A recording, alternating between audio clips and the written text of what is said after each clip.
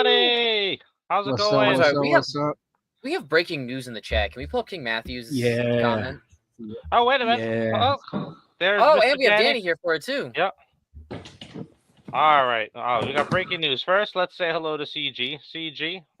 Hello, hello, hello.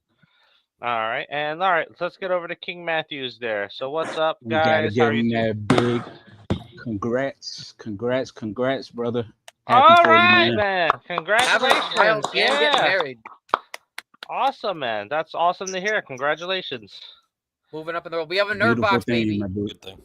Yeah. A mini nerd boxer. We got Jen with us. Hey, Jen. What's going on? Alrighty, so welcome to the crew that is with us online, and welcome to everybody that is here with us. So a lot of interesting little tidbits have dropped this week. So we're going to talk about the Halloween video game. I got phone calls from people on that one. You hear Marcus already. We got some interesting read on Good Boy, the horror movie that's about a dog that is trying to defend his family.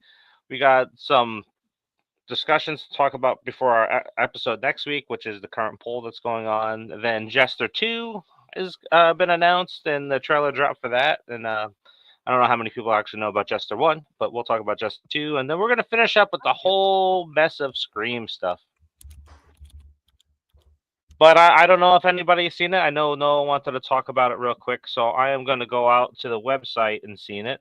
Those that are probably watching with us right now probably noticed it, but Nerdbox is in the news. Woo! Yep. We're famous. Yep. We're in the news. Yep. So there we are, right there. Stream the player's gut. Oh, the player's gut. The player's cut is turning the tables on gaming. So the other day when this dropped, we were front and center out there. It was really nice to see that big old stream logo that is for the player's cut out there. But we have a nice little write-up on our iHorror. So we got a little tease of what some of the concept art is going to look like. And what I really like is iHorror called out that we are the go-to channel when it comes to Terrifier with the most videos that's out there. And they also paid us the proper credit for creating the Santa art popcorn bucket, where Bloody Disgusting, when they talked about it, was a loyal fan has started the campaign. No, it was Nerdbox, my friend. So yeah, but this was nice to see out there. Halloween Horror Nights this year.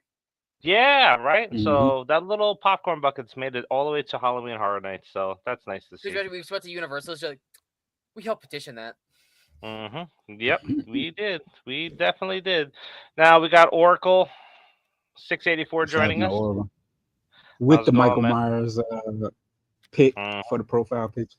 Yep. That's a nice photo. That is a nice photo. Now, before we do jump into our first topic real quick, just want to talk about some upcoming things that we got going on. So first weekend in September, my God, August has flown by. We're going to be doing our Shots and Slashers ranking. Oh, wow. I got an echo there coming from Danny. All right, I'll try to turn that off. No problem. So we got Shots and Slashers ranking coming for Nightmare on Elm Street, and that's going to be us going through the franchise unaliving moments. So that is coming up in the first Sunday of September, and then in the first Sunday of October, we're going to be doing the Friday the 13th franchise ranking for Shots and Slashers, followed by November's franchise unaliving. So that'll probably be a two-parter because there are so many of those. And then finally, we're going to wrap up our last Shots and Slashers with holiday slasher films. So that should be a fun time. So I'm looking forward to doing those things. There's a good chance, because I'm going back to the Ren Fair, and I want to do 2 days, so that I might be leaving so either leaving the Ren Fair early, or doing Sunday in the car. I won't be driving, so it's not going to be an issue for me. When is the first Sunday?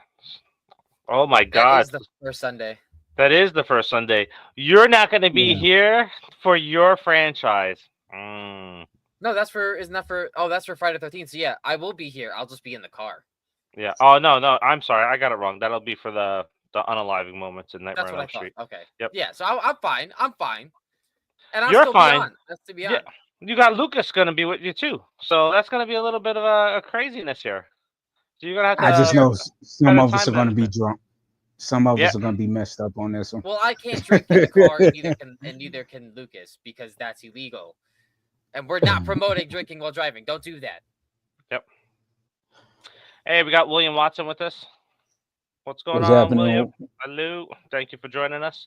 All right, Danny, when you come back on camera, I will turn on your microphone because I have it mute. There you go. All right, there we go. How is the audio now? I know. Test. Good. No echo, so we're good to go. You sound beautiful. Thank you. Yes, Thank you do. I have my Alrighty. new screen here. Got my new office. Trying to set it up. It looks pretty Nice. hot. Blue It looks lighting in the pretty back hot. looks good. Yeah. Thanks, man. I got my bunny girl up there. I'm trying not to show her too much. Oh, this is not that type of show, my friend. Are you sure, guys? Yeah. Oh. All right. You're an animator. You're a weeb. I am. Alrighty, so let's dive into our first topic here. So I will admit Sweet Jesus. when I went ahead and real quick, William, did I send out your package yet? No, I'll send it out this week. I'm a little sluggish when it comes out to sending mail. But anyway, so I will have to say, when I went ahead and played this trailer the other day, it spooked my dog because it opens up with the Halloween music. But the Halloween game is coming from Gun Interactive. So I don't know what you guys think about this, but let's take a look at a couple of opening shots here before we get nixed on it. It looks. Game, graphics look good. Yeah, graphics look pretty good. I mean, the graphics are Dead by Daylight, graphic. Yeah, it still looks good. Not a bad thing. Yeah, not a bad thing. I'm going to show you Michael Myers towards the end. We'll take a look at this. What do we think of Michael Myers in this? I'll pause it right here on this. See, a lot of people have a lot of issues with it. I don't mind it. He looks like a penguin. It's not. Yeah, I think he looks here, like he's gonna waddle. Yeah, and here in this angle, it looks good. But when you go a couple of frames back, his head looks like it's like swollen. Yeah. All right, let's go back a little bit. Watch, you'll see what I'm talking about in the frames. Right there. Yeah, he's definitely waddling. Yep. Pause. Right there. Yeah. You saw how fat his face was first, and then it. Yeah, and he waddles. He looks like he waddles like a penguin, and he waddles like he looks like a penguin. Yeah. But you know what? I don't mind the big head look because, like, if you think about it, when Dick Warlock took over, for part 2, he had a fatter face than Nick Castle. So the mask kind of filled out more, and you could tell the difference between, even though it was the same mask, it looked totally different than the first film. So that one I didn't mind so much. So now, before we dive into some of the gameplay and stuff like that, so it is from Gun Interactive, who has done Friday the 13th and Texas Chainsaw Massacre. They're local, I believe, to us, where they live somewhere around the Philadelphia area, because I've met them at Monster Mania, or horror convention, and they were talking about the game before the game came out and all the stuff that they were doing for it. And I wasn't too impressed with the guys when I was talking to them. And as I've been looking into some of this stuff, so Gun Interactive, as you guys know, they lost the license of Friday the 13th, so they stopped doing the updates for that game. And then they released Texas Chainsaw Massacre, and they kind of abandoned the game after a year of it being out there. And both of those games are online play-only games, where Halloween has the online feature, and then it's going to have a single-player mode. But go ahead. I was going to have a theory about why they did that. Sorry, go ahead. I was going to say, well, from what I've heard and from what I've seen so far, is that they don't take to collective criticism too well. And they were getting into lots of arguments with a lot of the gamers on Reddit over, critiques of the game and requests of the game. So I guess they eventually got pissed off with Texas Chainsaw Massacre, and because of the amount of criticism they were dealing with. And they kind of just like, well, now we're not going to worry about it at all. We're not going to do it. So that's one of the things. So I'm not too crazy about that or supporting The any stealth in games the from game was these. shit, and I think that was probably one of the biggest problems. Like it Mhm. is so impossible. Like you could have no mic on, and you're gonna bump into something in that game. It is like ridiculously impossible to be stealthy in that game, and it doesn't matter how many people you're playing with. There's typically at least two of like the family coming after you, or sometimes three. It was a ridiculously hard game, Mm-hmm. but it was successful. And my theory with that was that they launched it, they saw it was successful as well, and now they're using a bigger IP like Halloween to make more Mm-hmm. money. They were testing the waters with Texas Chainsaw Massacre, but I mean, it also sounds like they're childish. So I don't know. Yeah. One thing that King Matthew has mentioned that we Bullied. were going to talk about is that the best thing about the Halloween game is that it isn't just online only, like how Yeah. Texas Chainsaw Massacre game was, and hopefully the Halloween game is as good as Friday the 13th, which would be Well, nice. Friday the 13th did have single player Yeah. where you could play as Jason and go after campers, the bots. That was actually pretty fun. Mhm. And it wasn't their fault that they, couldn't continue their game because of the legal battle. Mhm. Texas Chainsaw, however, they have no excuse whatsoever. One, that game was like played with all kind of bugs, like Noah was talking Mhm. about. It was nearly impossible to be stealthy in that game. Server, like trying to join the server was like ridiculously long, for a lot of times. And like you said, they just don't take constructive criticism. Where I think they just gave up and was like, all right, screw y'all, And then Yep. when they landed Halloween, like Noah Mhm. said, they were like, oh, okay, yeah, we can focus on this now. Mhm. So from what I'm seeing, it looks good. I like the idea of having single player mode, and a story mode, Mhm. but my confidence in them as a developer and distributor and the company as a whole, I don't see this game lasting more than 2 years either.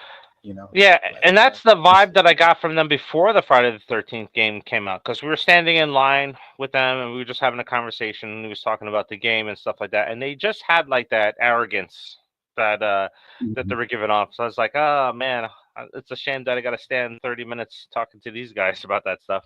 But yeah, that's essentially. I was gonna say, speaking from an online gamer perspective, I understand that comments from online gamers can be pretty brutal at times. But if you're going definitely. to be focusing on online video games and you can't handle criticism from your player base, you probably shouldn't be making the product. Look, Like, it's not because that's just a big that. part of the game too. Like, a big part of like Mhm. implementing updates into your game is criticism from your fan base. Because if they Mhm. have issues, or if there are like genuine issues with the game, like for instance, the stealth in the game was impossible. The wait times were, for some games, were an hour queued. Mhm. Like, that's a problem that needs to be Yeah. addressed and fixed. And if you Mhm. can't handle that, I mean, minus the bully, because there's gonna be bullying. You can't handle it. Mhm. I don't know. Maybe don't make a game. Look, I'll say this: anything that you're going to do that's public, whether Yeah. it's creating video games, it's acting, it's doing short films, it's doing social media, it's doing YouTube, you're going to have criticism. You have to expect it and you have to roll with it, right? At the end of the day, that should not upset you because these people don't know you, they're not impacting how you live. And as long as you're doing things on the up and up, you should be okay to just move on and kind of just blow past that stuff. This is one of the reasons why I really love the Nerdbox community because we've had a couple people pop up here and there and they just quickly go away because I never feed into any of that stuff. And none of the people that are in our community ever feed into it either. Like occasionally there's Mhm. a little back and forth. And I've had one person reach out and say, hey, what's up with this person? And it's like, you want me to take care of it? It's like, no, let's see if it lasts. And then usually it just gets squashed really quick. So I think it's, you have to expect it when you're in this kind of business and you can't just take offense to everything that somebody's going to say because as soon as you do, you're opening up the door for every single troll that's out there because now they got you and now Yeah. they're just going to Yeah. hound you. So The keyboard So warriors my are question, coming after you now. is, how extensive is the license for this game? Meaning, how many looks are we going to get the different looks of Michael from the different films, the different masks? You know what I mean? Like whether you get the Rob Zombie mask or whether you get the Blumhouse look or whether you get H6 mask or mhm. even the CGI looking mask from H2O or something. I want to know, how many versions of Michael are we going to get in this game? That's what I want to know. Yeah, well, there's some Batman, screenshots out there. Batman and Lego Batman game. So let's take a look at some of these screenshots here. So we got Michael looking out the window. Now this looks a lot better than what we just saw in the trailer. The mask. We got this little over the shoulder that looks shot. like the 78 mask. Yep. Yeah. And then we got this here in the alley. So this is definitely gameplay that we're seeing right there, which looks really good. So I'm personally excited about there being a single player mode because maybe, just maybe, I will pick that up. I don't know yet. I would like to have it just in the case behind me with all the Halloween stuff that I have, but I don't know. I really wanted the Friday 13th game. I wanted to try that out and play it too, but now there's no point. It's just like I'll get it and put it in a case with my Friday 13th stuff and then leave it like that. But yeah. So I'm excited for that. The one cool thing, guys, about this is that Nick Castle is back as Michael Myers. Okay. Yeah. So he is he's doing the Michael Myers business stuff there. So it's nice to see him back in the seat there. So we're getting a left-handed Jason. Yep. Wow, Michael. Sorry guys, a little bit tired.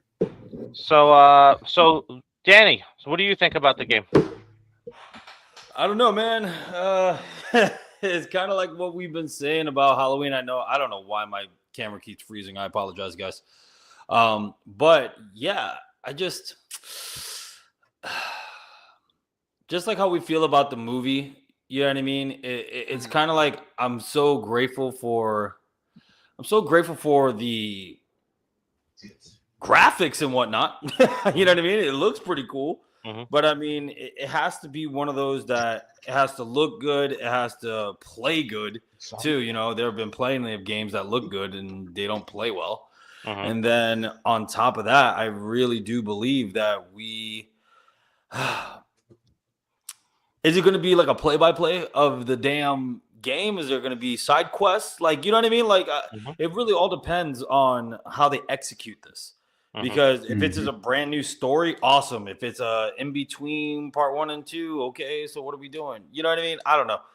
When it comes to these horror games and whatnot, I'm not a big fan except for stuff like Resident Evil. And I forgot the other one that it was hilarious. A lot of people play it. It's an online game, and they're like little different colored pill-looking things, and then monsters and ghouls and stuff like that chase them, which I thought was pretty hilarious. But yeah, other than that, man. Rebo. Yeah, Rebo. Yeah, that game's terrifying. You should play it. Yeah, it looks incredible. You know what I mean? But when it comes to like horror icons, I'm not for it. I'm not a fan. Yeah, because the next one that's been rumored to come out is going to be Scream. So there's supposed to be a Scream one that's in the works somewhere, and I guess we'll see that. And then, of course, there's the Chucky one that was in development for such a long time and never made. That's hilarious. Yeah. I don't see why they don't just do what I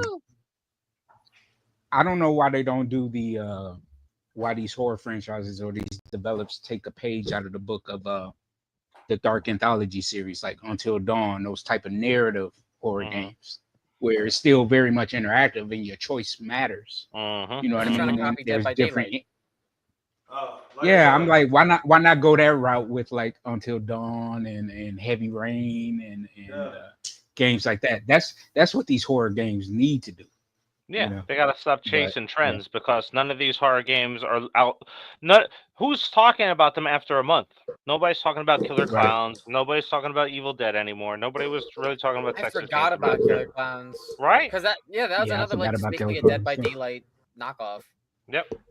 So let's see here. King Matthews got in the comments, I feel like if the Halloween game doesn't do well, then it may be the final nail in the coffin for gun media. So hopefully they've learned from their mistakes with Texas Chainsaw Massacre. I agree. I think if they mess this one up, they're done. Anybody will be stupid to work with them after this, to be honest. Yeah. I don't know. It's just like the offline mode sounds cool, like just like as a concept, not knowing like what else it's going to be about. It appears based off of these stills that it's going to be the entirety of Haddonfield as a map, which would be cool. But even if the online player fan base doesn't die, I don't trust the company that's making the game to keep the updates rolling for the online. And it's also going to come down to controls too in the play, like in the maneuverability of things, because these other games don't play well. Like when you're moving around, it's very janky. So like if it's gonna play the same way, like I wouldn't have any interest, and I'm not gonna spend $80 on this game. So I'm probably not gonna have a gamer's perspective on it because I'm not gonna buy it unless it goes on sale. Like RoboCop has a game for $50. I bought it for $5. I don't know. Look, I don't know what you guys watch and feel, and you can put it in the comments. But like this whole gaming market right now, it just seems like a giant scam because not only you're switching over to digital only video games, but then you're relying on servers as well. So nothing is guaranteed now when it comes into the new video game world. Because you don't really own the game, and if it's reliant on a server being up, eventually the server's not going to be there. So you're not going to have the game 10 years from now or 20 years from now. And in Texas Chainsaw Massacre, you're not having it after a year. No. And then the thing where they screwed us over with Texas Chainsaw Massacre was they made all these promises that they didn't capitalize on. Then they started nickel and diming us with all the skins and additional players and stuff. And then, like, okay, if you're going to do that, you know, one thing that a lot of what I read on the subreddits and stuff, a lot of fans didn't mind the content and, you know, buying it, prices that they set for the said. Like you paying damn near $10 for just like a skin pack, you know, like that's ridiculous, man. Like, Jen's like, I'm not a gamer, so I have nothing to contribute. I came for the Scream talk, so we'll go ahead. We'll move off the video game talk, and we'll talk about our next topic, which is Good Boy. So Good Boy is coming out. I don't know how many people actually are familiar with this film, but Good Boy is following the death of a family member. We have Todd, who is played by Shane Jensen, relocates his family and his dog to an old rural farmhouse once owned by his grandfather, Larry Fassbender, or Fassenen. I don't know who he is. I have to see his picture to see what he looks like and see if I know him. But although the house is rumored to be haunted, Tom ignores the warnings. However, Indy, his dog, begins seeing disturbing supernatural presence throughout the home, and then all the chaos begins. So now, with this film that's coming out, it's been rumored to have a very sad ending. And you know everybody's love for dogs and the unwritten rule for pets in horror movies and films itself, right? So the director has gone out and revealed the ending fate of Indy the dog here. So we're not going to talk about that, but I just wanted to, if anybody was on the fence of seeing Good Boy because of the ending, if you go out to Bloody Disgusting and you click on the picture of Indy right here, it will tell you whether he lives or dies. We're not going to talk about that because we don't want to spoil for anybody that doesn't want that spoiled. But I had a conversation with my daughters today so that they can make their decision on whether they're going to see the movie or not. And that's where I'll leave it at. Can I say I'm excited for this movie, man. Yeah, man. I was like, a cute fucking dog. The second I saw the trailer, I was like, oh man, you know, it takes a lot for me to get scared for, you know, in movies and stuff. But I was like, man, this trailer made me feel uneasy for the dog. I was like, oh, this movie is gonna be wild. So I'm looking forward to it. And they said the dog was so trained, but I was like, I hope that we get like a blooper reel when it comes to home media, because they said the dog kept bumping the camera. They said the dog loved bumping the camera on purpose. So I can see that. So much fun on set.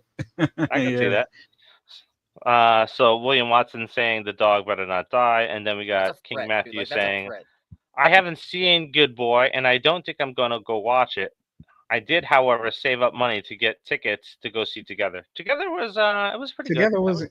It was good. I don't think it's a theater worthy experience. So no. I would say, if you want to wait for streaming, it'll probably be on streaming in a couple of weeks. So I would recommend that. Save your money for another horror film that may be coming out. All right, so that's it. That's all we're going to talk about on Good Boy.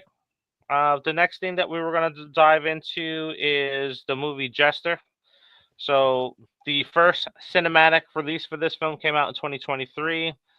and you'll see the Jester's coming on screen here. This is the second one. The first one did not go to theaters; it was straight to streaming. It's on Shudder right now, and then here he is, Mr. Jester. Now, he looks a lot different from what we had seen in the past before. So I'm just going to toss this up on screen here, a little side by side. They changed the makeup.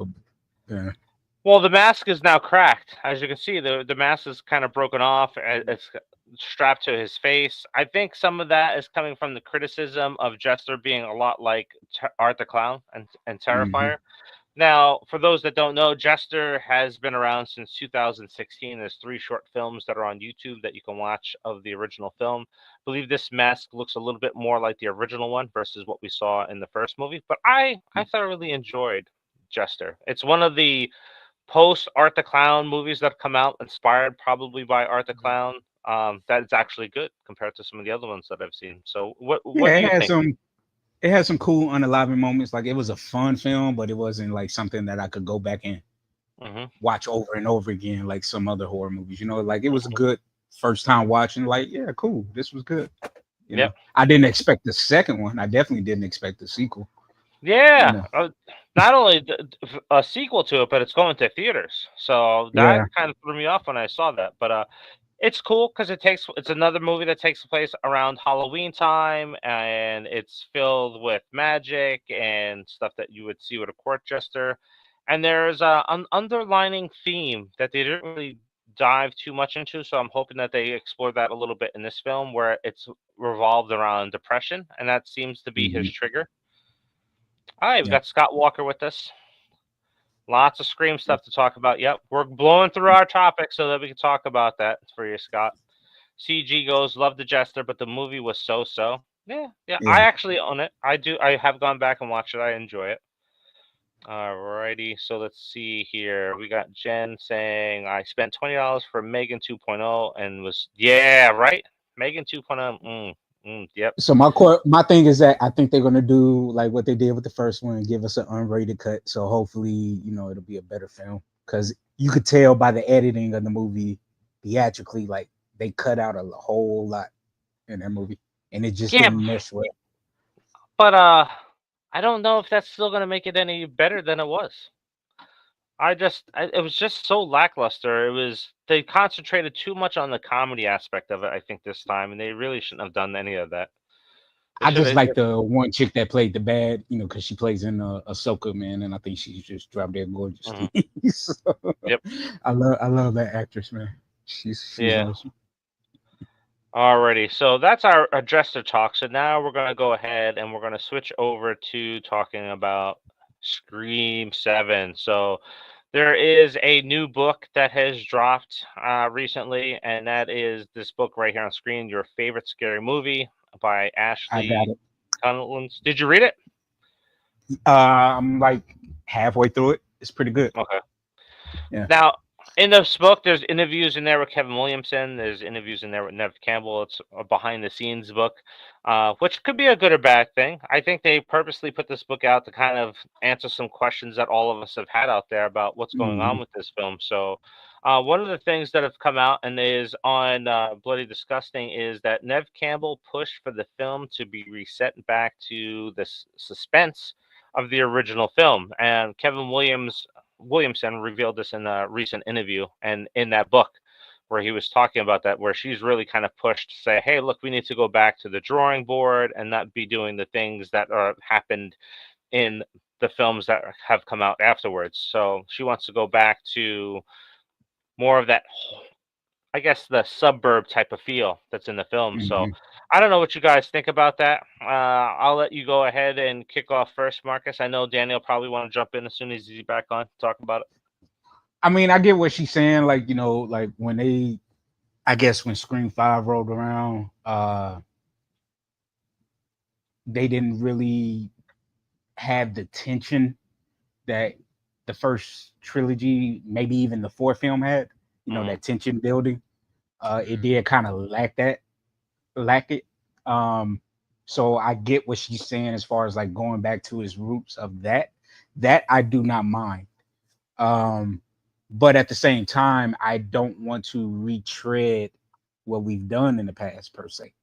You know, I want to make like another okay, Scream if we're gonna do this, if we're gonna do this, like take what we done and elevate it to a new level, you know, but still keep that tension that we had in those original films, but do something new and fresh and different, you know.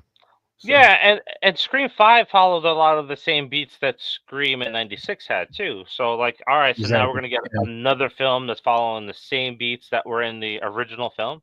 So that has me a little concerned when we're talking about going back to those original roots. But William Watson here has a comment in there saying the Scream series is so boring. We got King Matthew saying, I feel like Scream 7 needs to have some major deaths like Mindy and Gail to up the stakes. Yeah. I feel like Yep, I agree with that too. I feel like killing Mindy will give Chad a new character arc similar to Dewey when he lost Tatum. Yeah, that's a great point. Yep. All right, so no. It would make more sense to kill Mindy over Chad. Go ahead, Danny. No, I'm having technical difficulties, so I'm sorry. So that's all right. You guys are breaking up. So tell me what is the scoop again? Something that's almost retconning shit. So what's going on is a new book came out, and there's interviews with Neve and Kevin Williamson in it. And Kevin Williamson revealed that Neve pushed for Scream 7 to return to its original roots following the original film set by Wes Craven in '96. So have that same suspense and that tension again. So, I mean, yeah, why not go back to the roots? But the deal is the damage is done already. I mean, if we want to be completely honest, in order for this to come back, they really dropped the ball with Scream. This last one, which was 6, right? Yep. Yeah, they really dropped the ball on that one. Hopefully this works. Let's see. Oh, well, it's not working well. We'll figure it out later. But anyway, it's just that you had nobody died. Nobody in the main cast died. You could have killed off Gail. You know what I mean? You could have done a bunch of things. It could have been Randy's niece and nephew as the killers. And that goes with the whole 2 Ghostface rule that, you know, we've had since fucking the original, right? I mean, I think the freshest thing they've done that could have really panned out was when in the beginning when you saw what kind of what Marcus is saying, what honored number 5 was that there was a Reddit of people becoming Ghostface, and we saw a brand new Ghostface in the beginning, right? That could have panned out so well, and we could have gotten more suspense and more of this and more of that, and even deep dive into freaking what's her breath going crazy because she keeps seeing her dad. You know what I mean? They had so much potential, so many avenues they could have gone on, but I feel like the bomb that they dropped for part 6 is almost unrecoverable now. Yeah, I agree. No, what's your thoughts? I mean, regardless of how 6 even was, because this one feels like another reboot, a soft reboot of the franchise, but also not. I don't know. Oh no, Danny's gone. This one just doesn't sound like it's. This one sounds like it's falling apart before it's even started, anyways. So, I mean, whether they decide to make it more suspenseful or not, like they did the original, like, yeah, I mean, I'm not gonna say that that's a bad thing, but I don't know. I still don't. I'm still not like looking at 7 and being like, yeah, they're bringing it home for me. They're starting to connect the dots. No, I still don't have like. I don't know. Like, sure, make it bloody, but I mean, like, it's not like Scream 5 wasn't bloody. Are we forgetting about one of the most major characters of all the franchise being gutted? Like, we saw that. I don't know. I don't know. Someone got shot in the face, set on fire. I don't know. It felt like the comments of saying like that stuff didn't exist in Scream, at least Scream 5, are a little untrue. I think it's just because we all saw what was coming. It was the exact same thing as the first Scream movie, and honestly, Scream 6 was just a shittier version of Scream 2 because they were in a different location going to college. Yeah. Don't forget, it was the parent. It was the parent, just like Billy's mom, right? Yeah. So I'm telling you. So okay, whoa! I don't know what happened to my camera. I'm trying to fix everything, guys. But anyway, mini Danny. The deal is, yeah. I have my room. Sorry. The deal is that I just feel so far away from you. No, Danny. I said it already. They legit did Scream 5 like part 1. Scream 6 is gonna be like part 2, and now Scream 3 is gonna be Sidney's long lost mom or some relative that she had no connection with, and all of a sudden she's gonna feel bad, just like how she did with Roman. Yep. God, I hate this. Boy. I think it's not. I don't think it's following the Scream 3 route, because I think the Scream 3 route would have been with the Sam and Tara story playing out a little bit further. I don't know, man. And see, that's the other problem that I have. Like, I don't think.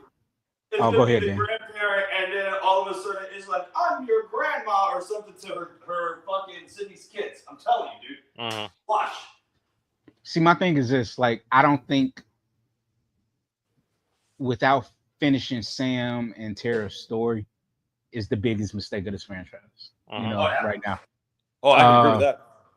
You know, because it's like I don't have a problem with. I mean, I kind of have a problem with bringing legacy characters back more, like with Stu and Roman and Dewey, whether it's flashbacks or whatever, or whether Stu is alive, or I don't care. I was like, dude, finish Sam and Tara's story. You had something there that was actually pretty decent.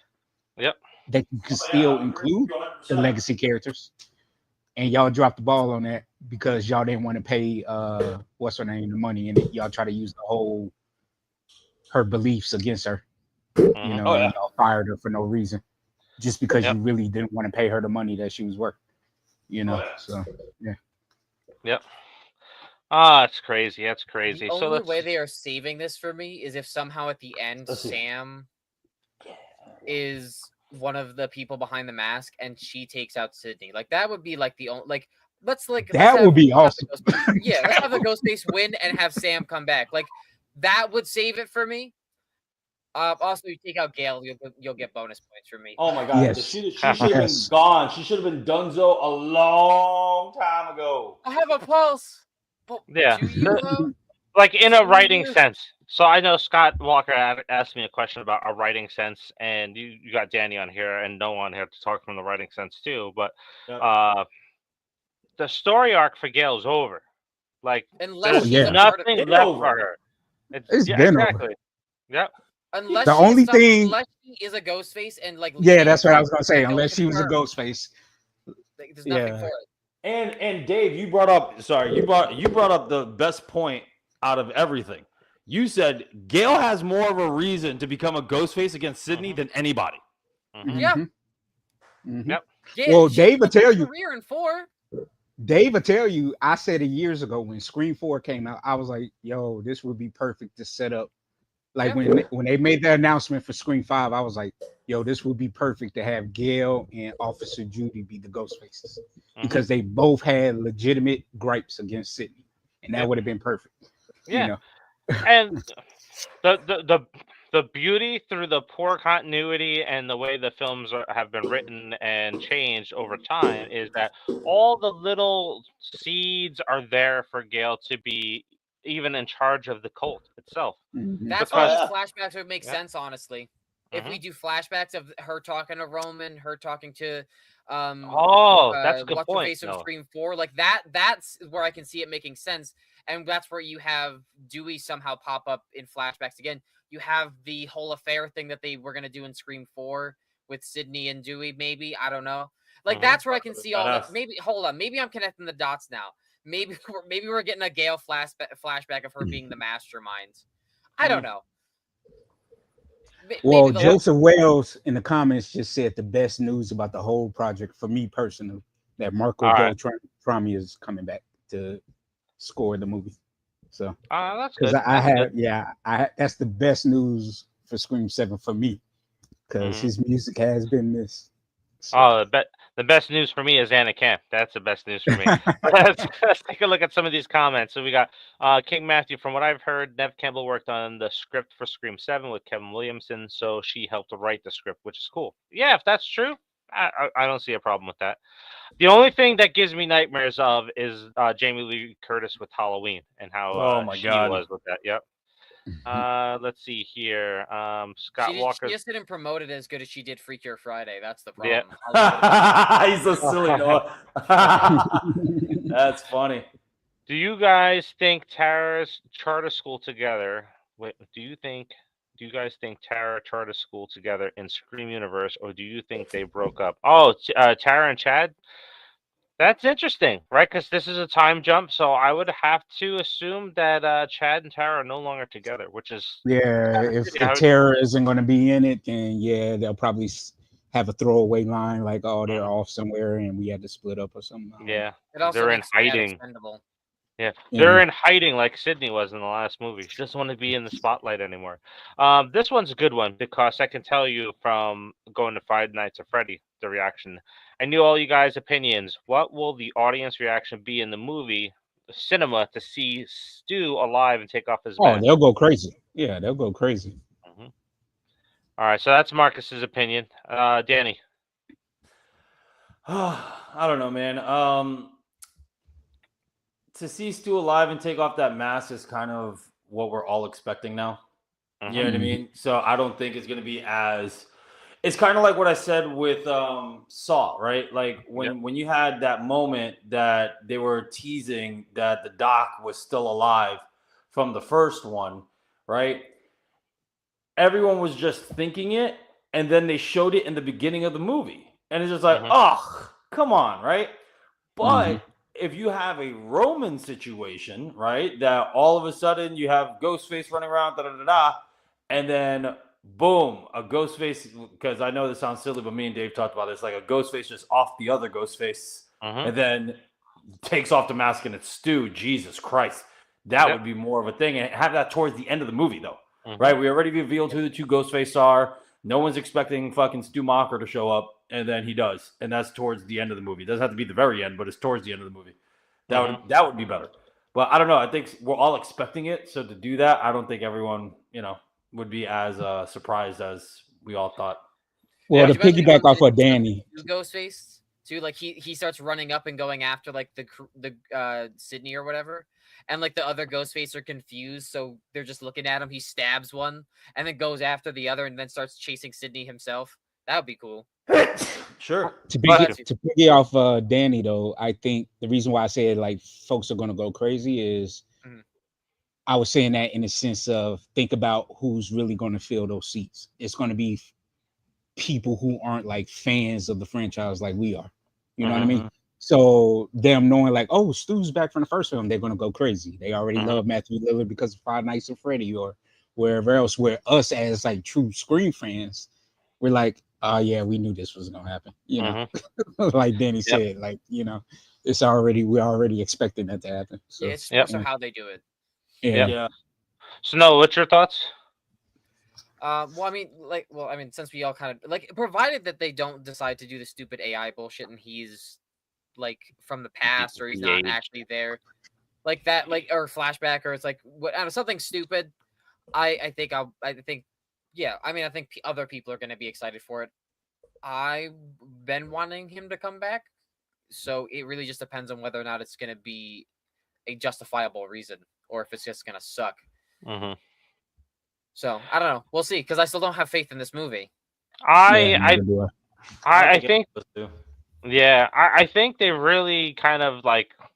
They really should have learned from Spider-Man: No Way Home, right? They shouldn't have announced a lot of these people coming back. They should have just had like leaks pop up so people online can just talk about it and speculate and talk about it for months and months. That's what happened on No Way Home. Exactly. There was the leaks, and then everybody speculated about it, and then there was like, no, that's not me. That's just a CGI thing that was done there. Somebody put my face on top. They should have did the same thing for this, right? Because now you said Matthew Lillard's coming back. So unless it's a casual fan that's not following all the Scream news, who's not going to know that, but the people that are online are going to know about it, it just takes some of that excitement away when it happens. And the reason why I say that is because, like Scott, when we were at the FNAF film, and he ripped off that when Matthew Lillard's in there and he's yelling, "I always come back," or "I always will come back," and stuff like that. Everybody erupted in the theater, and that would have been probably the same reaction that we would have seen with Scream 7 if it wasn't revealed that he was back in the film. So I think they hurt themselves a little bit with it. Because now what's going to happen until Danny pops back in is we're all going to critique it now. Like, did they do it right? Was this the right thing? So this has the potential to kind of blow up in everybody's faces. And the kind of because I know you'll probably highlight to answer Scott Walker's question, as far as what did he say? He said what would happen to Scream franchise if it was revealed Stu was behind everything. I do have a feeling Kevin Williamson is using his treatment that he originally wrote for Scream 3 that got tossed out by the writers that took over. So the idea of Stu possibly being the puppet master, I mean, I don't think he might do that. I think he might just implement that, hey, he was off somewhere and aware, keeping track of everything. But I don't think they'll make him the puppet master. I don't think so. I hope not. Like it just makes sense that it would be Gale at this point. And the longer they put it off, the more annoyed I get that they're not gonna do it. Like it would have worked back then originally, back in Scream 3. It would have been perfect. Yeah, but I don't think it will work now. That would have been a hell of a twist that no one would have seen coming in Scream 3, and then you got like the brother reveal and the movie itself was overall kind of bad. Well, it would have worked again if you still had Sam and Tara coming back, right? Because you have the shrine, right? And you can connect them to the shrine. So now you kind of just like redoing stuff and coming back and trying to figure out how to do this without those key characters. Unless they are feeding us fake information and could be. We're getting, and Sam and Tara are going to come back in some way. I don't know. Could be. Who knows? King Matthews, I think 7 should end on a cliffhanger right there with you, where after the main Ghostface attack, Stu kills Gale in her office at work, setting up Sid versus Stu at 8, and Sidney doesn't find out Stu is alive until 8. So I'm thinking this is something I kind of thought that they would do like right after I seen Scream 5 with the way they were going. So I figured what we were building up for is we would have following 5, the story where Stan would slowly turn to the dark side. And in the 6 that we would have had, what would have made sense for me is that she really just starts to fall into Billy's persona a lot more and that split personality, because they really heavily hinted at Psycho in Scream 5. So it's like, oh, okay, well, kind of how like they hinted at other movies in the original trilogy. Psycho is kind of setting us up for where we're going. And that Stu would return in the next film, and we would actually get a Stu and Billy reunion in 6, because it would be her flipping into that personality of Billy, and you would have like those flashes where you would see the two of them on screen again. And I think it would have been nice to have that. And you could have had the end of that film where it was like, all right, either Sam survives or Stu survives, or they team up together, and then you do a year or 2 years of marketing, like the tail of the tape, Stu versus Sidney, and you have all the marketing materials around the two of them facing off against each other. So it'd be interesting to see if they can do that. But if you're going to do Stu, you can't just end him right away. He needs to be built up for a 2-film arc. I think. Yeah. All right, let's see what else we got out here. I did see another question that was out there. So, this is not a question. So, Joseph Wells, I have faith in Kevin Williamson. I like Craven, something scary. Said Scream is Kevin's baby. He cares deeply. He cried every day while filming Scream 7. I think he put his heart into this film. Yeah. We'll see. We shall see. You know what? I have faith in Kevin Williamson. I don't have faith in Spyglass. In the studio. Yeah. Yep. That's my problem. It's not Kevin Williamson, it's the studio getting involved. All right, let's see what else we got floating around. If I'm not mistaken, 8 has already been greenlit, right? Yep. Because I heard that it's in development right now, but they can't do anything until this goes into post, where Kevin could, because he's supposed to direct 8, I think too. So yeah, I don't know. That would be nice. And I did hear this next rumor that I'm going to throw up on the screen there is, what do you guys think is rumored cameo going to be in Scream 7? I know, Yo, yep, I know some people think it's Jamie Lee Curtis, but I think it will be Jennifer Love Hewitt since she was going to be in the 3 original. Yeah. I was like, I say what, bring Joel back as the from their twins' respective father. universes? Bring Joel back as the twins' father, because you know that was the rumor. hmm Mhm. Him and That Martha. would make sense. Yeah. Would they just be coming in as a new character or a character from their respective universe? Well, I don't think you can bring Jamie Lee Curtis in as Laurie Strode because they're watching it in the first film. So that kind of That's true. Mhm. knocks that out of the park there. So it would probably be a new character. I really, I guess if it's written well, I'll be happy with it. I don't want to see Scream crossover into I Know What You Did Last Summer after the last I Know What You Did Last Summer film and how that final scene kind of ended with all the bashing of men and stuff like that. It just didn't fit. And then Julia James, I think, was like in the new I Know What You Did Last Summer for like maybe 5 minutes, 7 minutes. She really was not a big With that. thing in the whole movie. Yeah. Yeah, So with that. they kind of just like spoiled and ruined that whole character in that last film.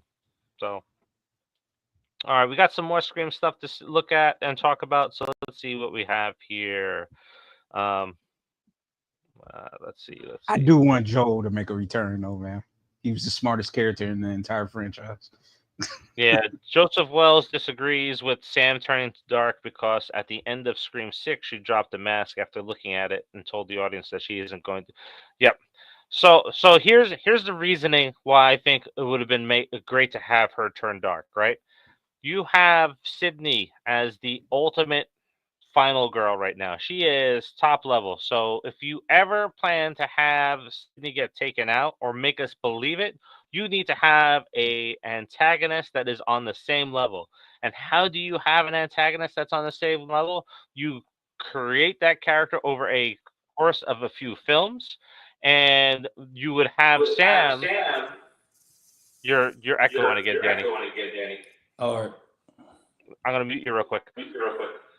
All right, so you would have Sam that builds up over a course of a couple of films. She slips into that other persona, and now you have Sam versus Sydney. You have the true villain, you have the true antagonist of the franchise, and then you just let them go at it. But it also makes sense to have somebody who's younger going after Sydney too, because like if you bring someone back who's like the same age as her or older, I mean like, and somebody she's already beaten, it doesn't make as much sense knowing that it's Stu for Stu to eventually win. I guess like you could write it well. Gail winning like while being older would make sense because I guess from Sydney's perspective you wouldn't expect it, but from I mean like we would expect it at this point for the twist. But we're seeing Sydney, who is a veteran survivor at being outnumbered by people. So to not only now be outnumbered, but be out stamina, out strength, out whatever, because she's going after somebody, she's being chased by somebody who's younger, stronger, faster, whatever, because of the age difference. It plays into it more. And we've seen how brutal Sam can be. And yeah, dropping the mask, sure, it can signify that she's still off her meds. And I don't know about you, but I think brutally murdering somebody in the same exact outfit that your father wore is a little bit foretelling of something dangerous. Like, I'll just dabble in it and then I'll put it aside. It's like, it's not like you're not trying weed. And then it's like, it's not for me. It's like, no, you just fucking murdered another person. Another 3 people. You murdered another 3 people and did it in your father's notorious outfit. And you did it very brutally. Like like her kills were arguably more intense than Billy's in the first one, especially with the stabbing scene at the end with how they had the camera going around them. I don't know. I would prefer to see that turn to the dark side if it wasn't supposed to happen. It'd be something new, right? Yeah. They have a final girl become the slasher. That's what we need to have out there. Could be an excuse to update the mask and update the costume too. Yeah. When she dropped the mask, You can have her take out Sydney, and then Sydney is supposed to have kids in this, then have her kids carry on the new legacy or whatever. I don't know. That's the other question I have. So what is the timeline of 7 now? Because like if I'm mistaken, like what's the girl's name? McKenna, whatever. It's supposed to be her daughter, right? Yep. McKenna Grace. Yeah, But so it's like a 10-year jump. it has to be because like the kids, because she had 2 kids in Scream 5 and they were in a baby carriage in a stroller. So I'm like, Yep. yeah, No they older gotta like jump this 3 up. in that. Yep. All right. So before we switch off of this topic, Danny, anything to throw to this question here about Sam turning dark? Nah, Sam should have turned dark.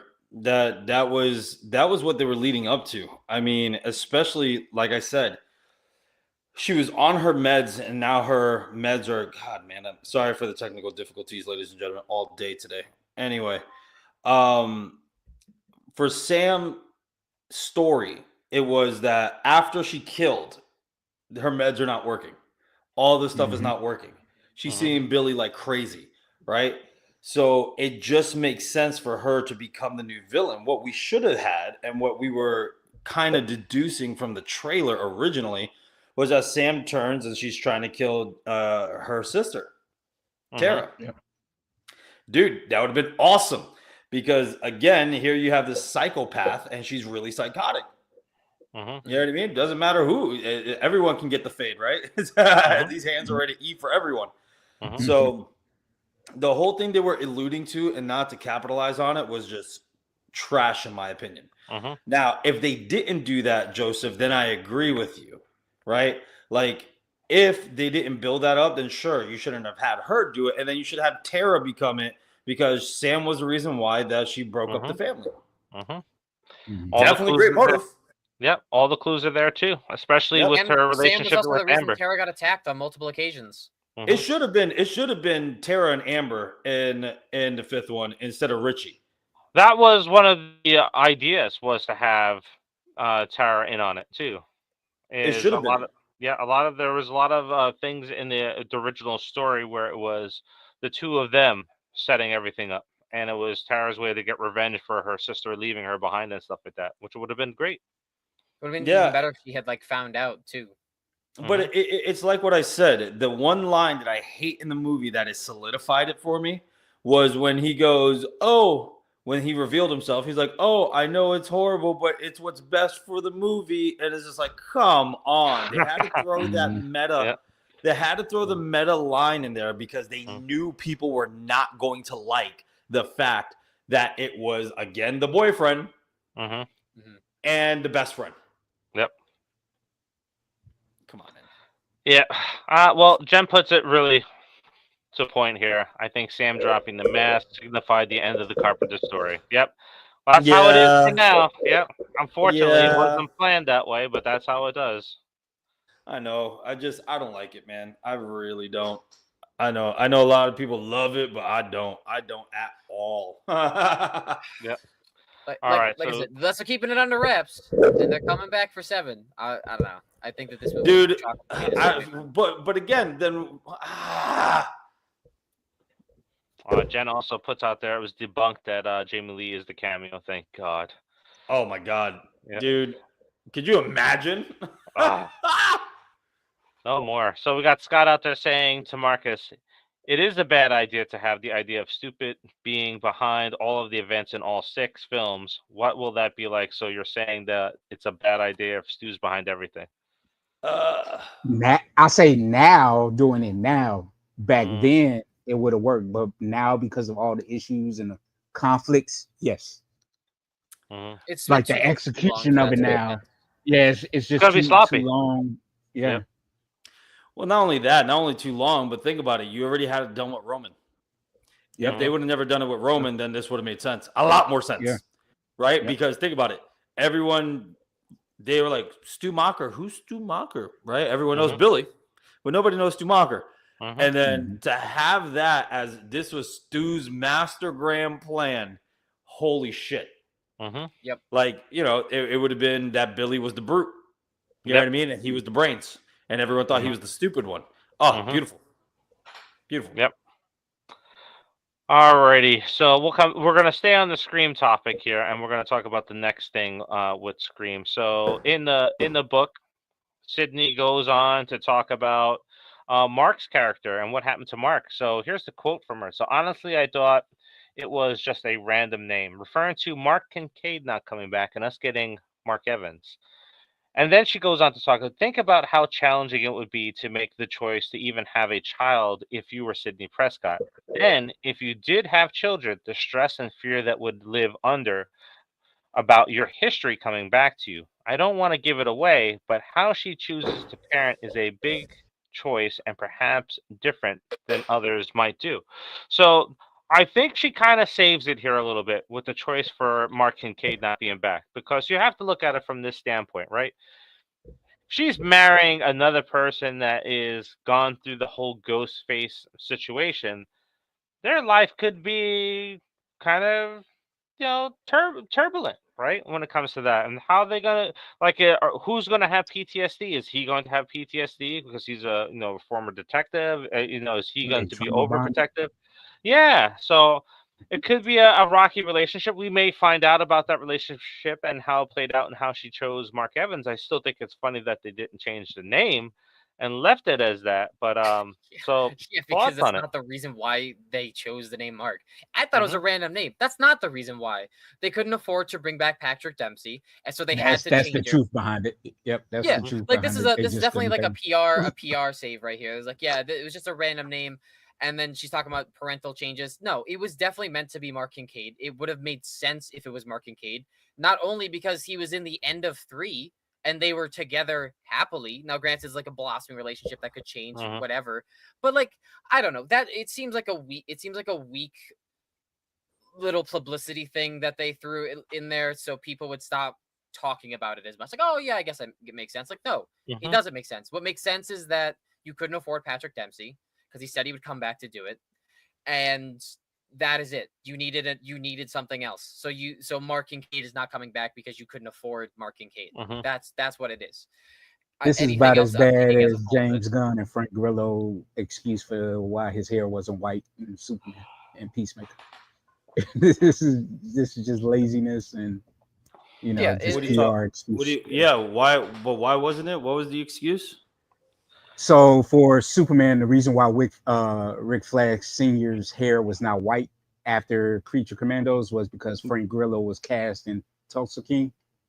And so, his hair had to be his normal hair color. And I was like, that happens. But at the same time, you release a whole video of making Nathan Fillion's wig for Guy Gardner. You mean to tell me you couldn't do a wig for Frank Grillo? That's true.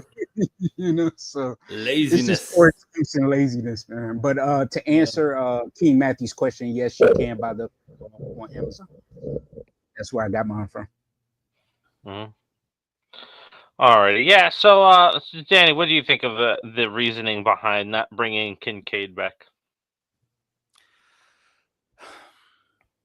Because I know how things go behind the scenes and stuff like that, as Marcus does. You know what I mean? It's just, it is a cop out, but it's the only way to.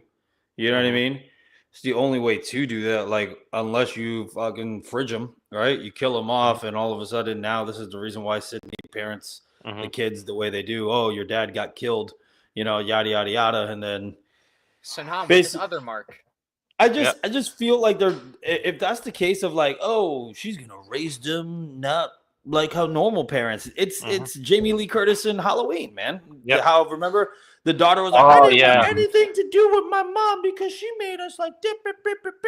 And then at the end, she was just like, here's your gun, and she's like, click, click, click, and it's just like clack, clack. Yep. You're like, she came in prepared. You didn't want anything to do with that. I thought you didn't I forgot all about that. All of a sudden, you're an expert. I forgot all about that. Yeah, gotcha. And then for the characters off really easily the second one. My God, did they just like you saying that, Danny? Is that what makes one of the people under the mask her daughter? Because she's being raised like Jamie Lee Curtis raised her daughter to be super protective and learn all this protective stuff, and then the daughter's like, I can't do it no more, and she goes off. Yep, I'm telling you. And then all of a sudden, she's gonna have to try to save her mom or something. I don't know, man. You know what? This is a great segue for Halloween and Scream to just cross now. Let's get a Freddy versus Jason campy fucking movie of Michael Myers versus Ghostface. Yeah, that's it, man. Yeah. Hey, I want to address Joseph and Jen's comments about Patrick Dempsey. So yes, All right. it was reported that he had scheduled conflict, but Patrick Dempsey himself came out and said that they made room for him to be able to do Scream 7. It just came down to money. Like he asked the studio, or I think Spyglass, one of the representatives of Spyglass said that he asked for too much money for the amount of time he was going to be in the film. So it just came down to money. Oh, like they just didn't want to pay him. And then they even ruined that. Oh, Yep. The amount of time, that means they were going to fridge him. Dude, come on, bro. Yeah, I can't make this up, dude. Yeah, so that's the same excuse that Spyglass tried to get out there with Jenna Ortega. When Jenna Ortega was like, oh, well, Jenna Ortega is not a part of the film because of scheduling conflicts and such and such. And then she eventually came out and said, no, I left the film once Melissa was fired. That's why I didn't do it anymore. And let me tell you, the people that have worked on Scream have always typically worked on multiple projects at one time. So you have Sidney. You have Neve Campbell and Courtney Cox, who were not only doing Scream, but they were on very popular TV shows when they were doing the original trilogy.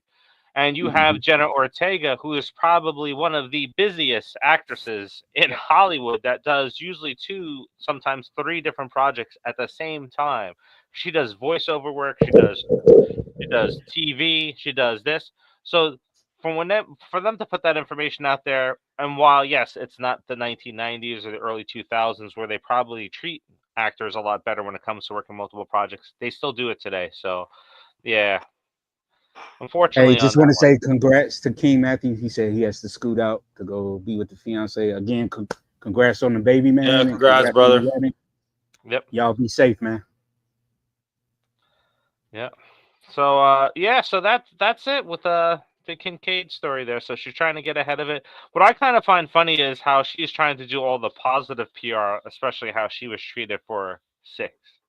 Now she's out trying to get out in front of it and spin it different ways and stuff like that. So that's because money talks, my friend. Money talks. So it is what it is.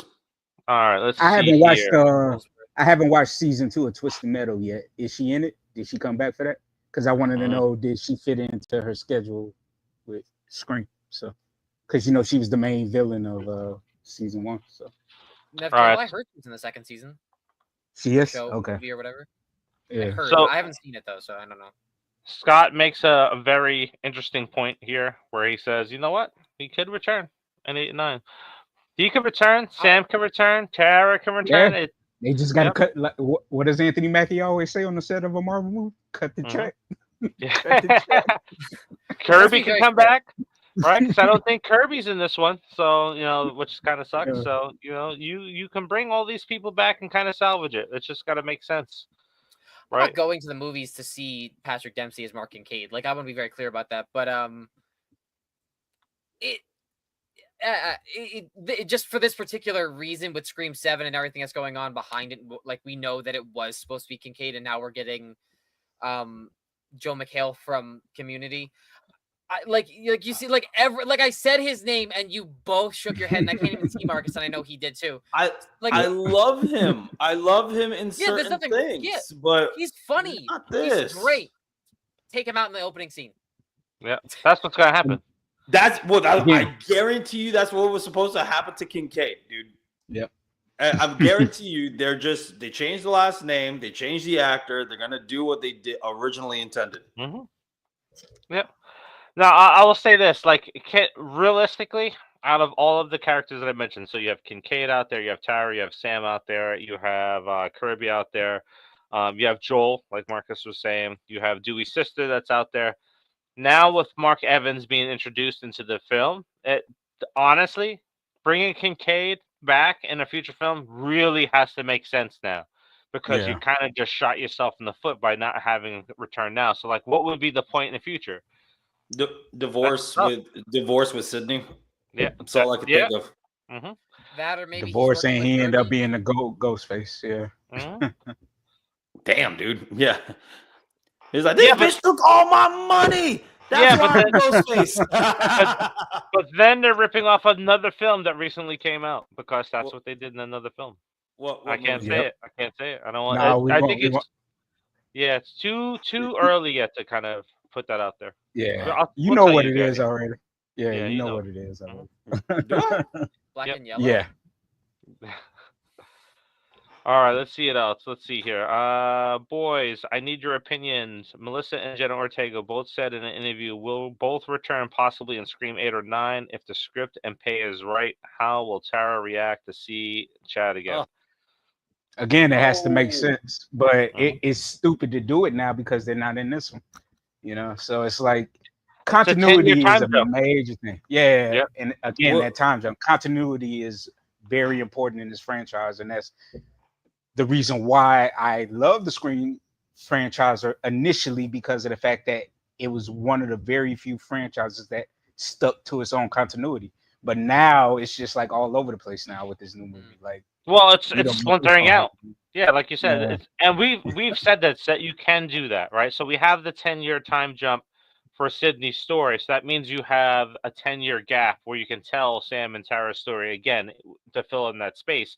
And you also can do the split off and have Kirby's story told separately too. So it's going to be tough. Like, do you do a 10-year time jump or 11-year time jump with Tara returning later on, or do you do a prequel? Do you do like a prequel movie in between it, like with Saw 10, right? So do you do that? I think that's probably the safest bet, is you do a middle part. I Yeah. think what should happen Kirby is TV series that should take place in between 6 and 7. I think that would make more sense, because then you have Kirby being even older now. She's doing it after the events of Scream 7, and then maybe it could lead up to something. I don't know, because the time jump really makes a lot of this muddy now. It does, but then not only that, what they could possibly do is right.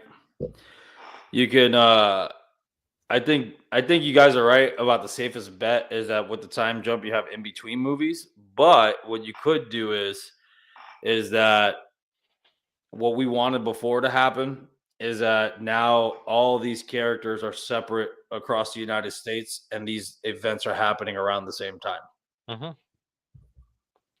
Yeah, because you got to figure a 10-year time jump puts Sydney in her mid-50s. Yeah. Yep. And what's the jump between 5 and 6? Like, it's only like what, maybe a year? Yeah, just a year. Yeah. So 10 years for this one? Jesus Christ. Yep. But 10 years but 10 years from what though? 10 years from which movie? What? 6. Yeah. They need to retcon that real quick before that movie comes out. It would have to be at least 10 years though, right? Because like if they're still in strollers, they're what, like 3? Oh yeah. Yeah, the oldest. So, yeah, maybe even bigger than 10 years. That's right. It would have to be somewhere. Yeah, because she's a 12, teenager. 13 years. Yep. Yeah, because she's a teenager, think, like 17, 18. Who's 17, 18? Her kids? Yeah. Sydney's daughters. Yeah. What are they doing? Yeah, like, Dude, this is Jason. This is Jason X all over again, man. We're in the future. Yeah, but Jason X was fun though. It was stupid, but it was fun. This is going to be stupid fun too, hopefully, because the other ones were just stupid. I think this one's just going to make me angry. Oh my god, man. Yeah, so back to what y'all was saying as far as like in between movies. Yeah, the only way they can make that work is if they pull like a Star Wars, like with the whole Clone Wars, Rebels, like storylines in between. But Ghost faces? It just wouldn't make sense in this universe, though. You know what I mean? Like, to me, I think they just screwed themselves over. Like, they screwed. This time jump closes a lot of windows unless you do stuff in between the time jump, because this is at least 12 years. Dude, they're just trying to do a safe bet. Like, I think Marcus is right. I think you do a TV show of everything that happened in between 6 and 7. So Jen, in the name of Hercules, disappointed. All right. So Jen's got in there. There were several clues in Scream 3 that Kincaid was working with Roman. I see him coming back as a cult leader in Scream 8. All right. Sure. Yeah, that could work. Well, remember originally, Jen, that Angelina was the second Ghostface originally, and a lot of scenes still pointed at that. So, Let's keep in mind, guys, the more people we add to the ring of cult leaders for the Scream circle, the more like Hot Fuzz this becomes. Oh my god! Oh hell! Well, why were you going after Sam and Tara? They were Yep. annoying. Yo, I can't. I really can't. I honestly, I think what we need for Scream now, which I hate to say because I was not a fan of the way the TV show looked and whatnot, but you need a reboot. You either reboot from the beginning or you reboot after 3 or 4. Hold on. You know what I mean? Yep. King Matthew, before he leaves, he did say something cool. So the thing is, though, King Matthew, with those time jumps from 1 to 2 and 2 to 3 and 3 to 4, they were in real time. So Sidney was a freshman in college, from Scream 1 to Scream 2. And then, it was besides it was 3 years later in Scream 3 and then 11 years later in Scream 4. So that was real time jumps. They're doing a whole decade plus between movies that are separated within 2 years. And there's other very important characters that the Scream fan base wants to see that are now off doing nothing for like at least 12 years. We're gonna say it's got to be at least 12 years because I think she has an older child too, if I'm not mistaken. So it just sucks because you now have Kirby, who's not in this movie and has been gone for over a decade. Sam and Tara are now gone for over a decade, but somehow Chad and Mindy are returning. So I don't know. It's hurt. I think this, like, now really thinking about the time jump that's going to exist in this, because I really genuinely haven't even considered it as a plot point. But I'm really thinking about it now. It fucks up a lot of things for this franchise. It does. It does. It messes up a lot of things that you could have done. So, if you do the other films where you bring back the other characters, you honestly have to keep Sidney out of future stories. If it involved the Kirby spinoff or involved finishing Sam and Tara's story, you have to keep her out of it now because you have this time jump. Because whatever happens has to be referenced in here. So maybe that's what's going to happen. We have Chad and Mindy talking about an event that we haven't seen, just in case we get that story. It could be set up that way. They could drop little nuggets for something else that happened after the last film. Mindy goes into podcasts and on YouTube and shit like that, and Chad goes working with Kirby. I don't know, but I don't see the relation. Like, I don't see why they're going to be in this movie unless it's just for like they're upping the kill count. And then I'm curious with the location of the movie now, since we're about to jump into that. Anyway, since it's not in Woodsboro, it's not in New York, it's not in Atlanta, it's Indiana somewhere. Yes, it is Pine Grove, Indiana. So I'm going to go ahead and pull that up on the screen. Thank you for pulling me up on back on track here because we were talking about that stuff. So let's go ahead and take a look at this. So we have Pine Grove, Indiana is where it's going to be set at. And here is the pictures of the neighborhood that we're seeing here. So I think either this house or that house is going to be Sidney's. So these are the houses. So that's the back. The back. Look at that. The back looks a lot like the first film there. Just no pool. Both of those houses are in, I think, Sandy Springs or Doryville, Georgia. But because I've seen those houses before, actually. It's been used in other films. That's where they're filming in Georgia, right? This is the inside. In Atlanta. This is the inside of the house. Look at that. But that looks a little like back? That looks like Stu's house, don't it? But I thought Stu's house was coming back too. Yeah, the stairs.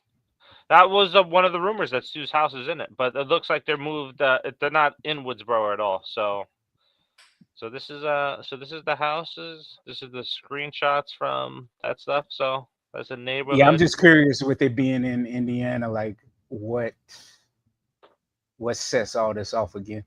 That's what I want to know. That's the overhead shot. Look, it's in like a cul-de-sac.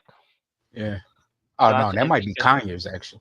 Yeah, I think that's Rockdale County. Yeah. So that is that's interesting. Then on let's see here. On X, there's a video of the neighborhood.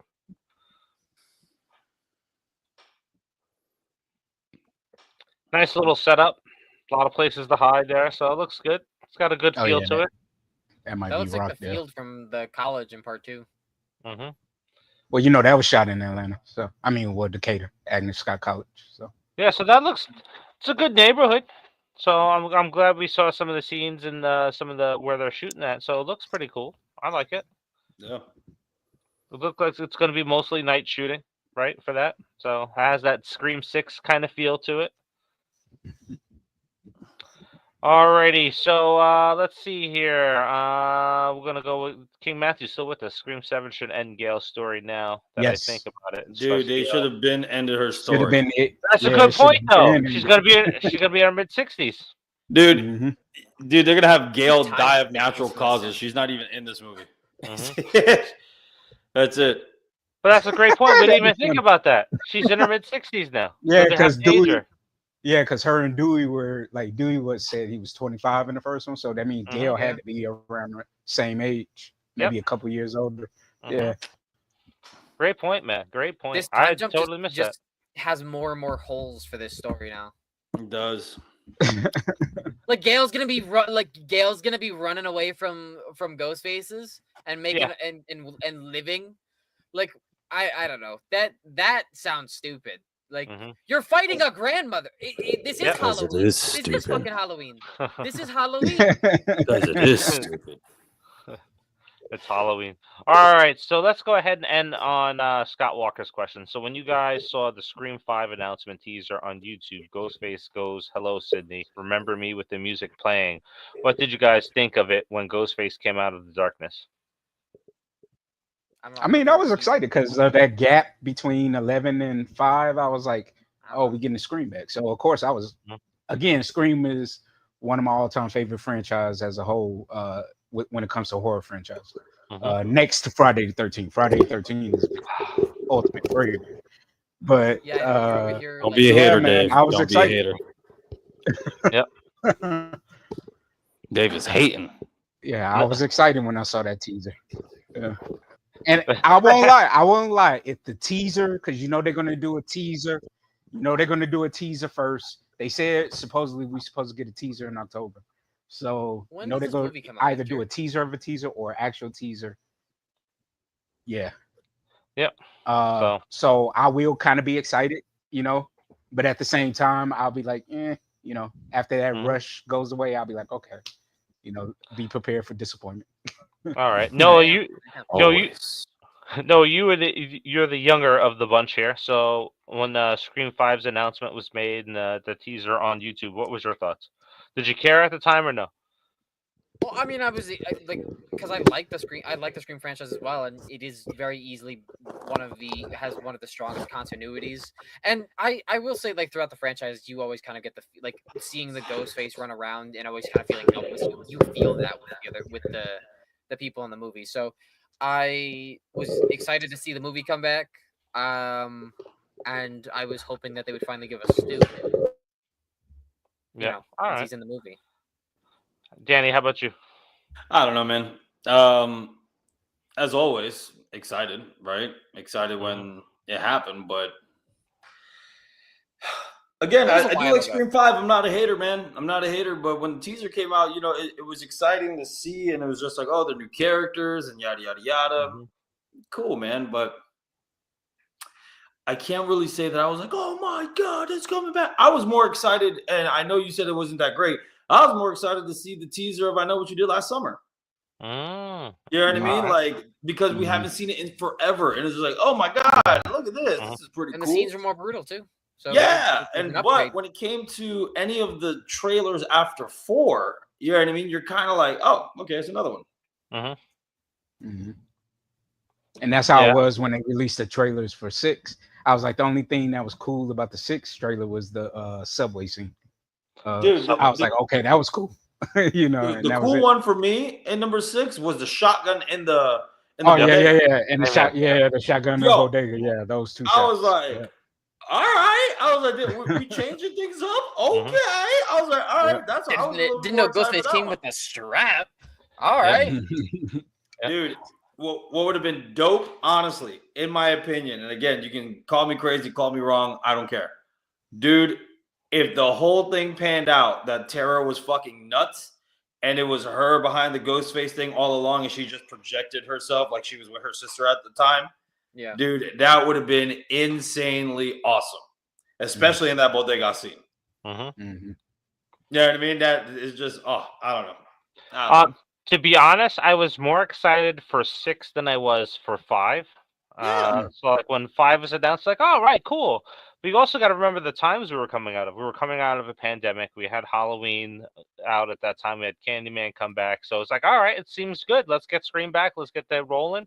And then you started seeing some of the interviews and stuff like that. So I was excited, but I wasn't as excited as I was for 6 because the way 6 and some of the teasers that they did with 6 is like, oh my god, this is going to be epic.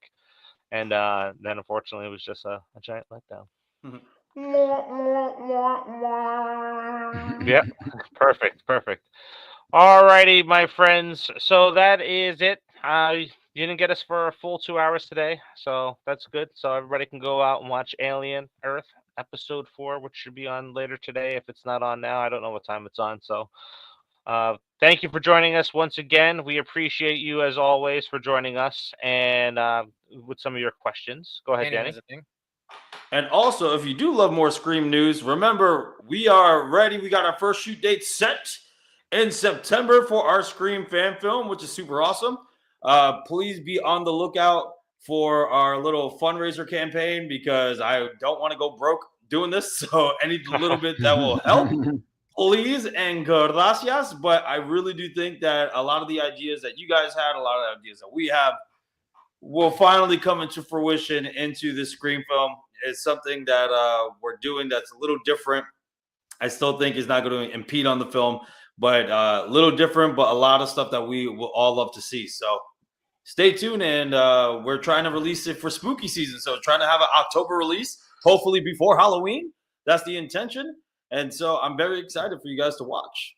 So stay tuned for that. Yeah, definitely stay tuned for that. Don't forget to go over to GameFound, support the stream board game as well. And Yes. We will all talk to you next week. So you have a great night. Peace.